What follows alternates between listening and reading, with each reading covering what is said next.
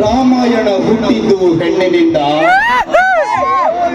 ಮಹಾಭಾರತ ಹುಟ್ಟಿದ್ದು ಹೆಣ್ಣಿನಿಂದ, ಕವನ ಹುಟ್ಟಿದ್ದು ಹೆಣ್ಣಿನಿಂದ, ಕದನ ಹುಟ್ಟಿದ್ದು ಹೆಣ್ಣಿನಿಂದ.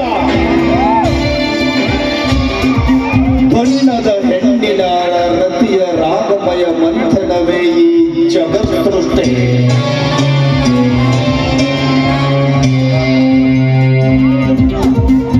ಬ್ರಹ್ಮ ಹೆಣ್ಣನ್ನು ಸೃಷ್ಟಿಸುವಾಗ ಅವಳಿಗೆ ವಿಶಿಷ್ಟ ಸಾಧಬೇಕೆಂದು ಯೋಚಿಸಿದನೋ ಏನೋ. ಅದಕ್ಕಾಗಿಯೇ ಅವಳಿಗೆ ಸೊಂಟಕ್ಕೆ ಸೌಂದರ್ಯ ಕೊಟ್ಟ, ಕಂಠಕ್ಕೆ ಮಾಧುರ್ಯನ್ನುಟ್ಟ, ಕುಚಗಳ ಕುಣಿತ ಬಿಟ್ಟ.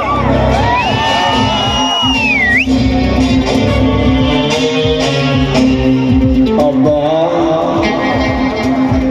ಹೆಣ್ಣಿನ ಭುಜಗಳ ಕುಣಿತಕ್ಕೆ ಮರುಳಾಗದ ಮಾನವನೇ ಇಲ್ಲ ಈ ಜಗತ್ತಿನಲ್ಲಿ. ಅಂತೆಯೇ ನನ್ನಂತರಂಗದ ಕ್ರಿಯೆಗಳು ಕಮಲದ ಪ್ರೇಮ ಸುರಂಗಕ್ಕೆ ಒಳಗಾಗಿ ಕಾಸಿಕೊಂಡಿವೆ. ಕಮಲ, ಏನು ನಿನ್ನ ಚಿತ್ತಚೂರ ಸೌಂದರ್ಯ,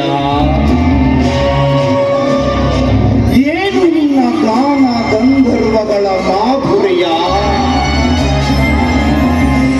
ಶೃಂಗಾರ ಶಿಲೆಯಂತೆ ಬಂಗಾರದ ಬೆಲೆ ಹೊಂದಿ ಗಿರಿಗಗನ ಶಶಿಯಂತೆ ಪರಿಶೋಧಿಸುವ ನಿನ್ನ ಮೈಮಾಟಕ್ಕೆ ಜ್ಞಾನದ ಋಷಿ ತಪಸ್ವಿಗಳೇ ಶರಣಾಗಬೇಕು.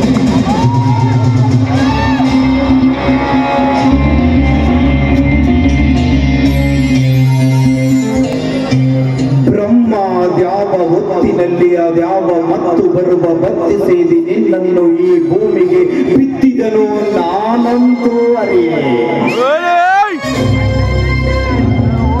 ನನ್ನ ಕನಸಿನ ಲೋಕದ ಪ್ರೇಮ ಪಾಕ ಭೂಮಿ ತೂಕದಂತೆ ಭಾಸವಾಗುತ್ತಿದೆ.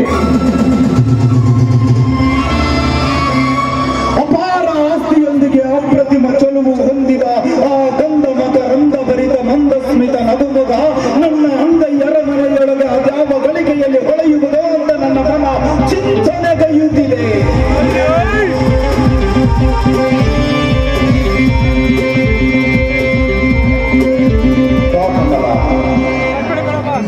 ನಿನ್ನ ಸುಗುಣ ಸುಕೋಮಲವಾದ ನಿನ್ನ ದೇಹದ ಪುಷ್ಪವನ್ನು ನನಗರ್ಪಿಸಿ ತೃಪ್ತಿಪಡಿಸುವ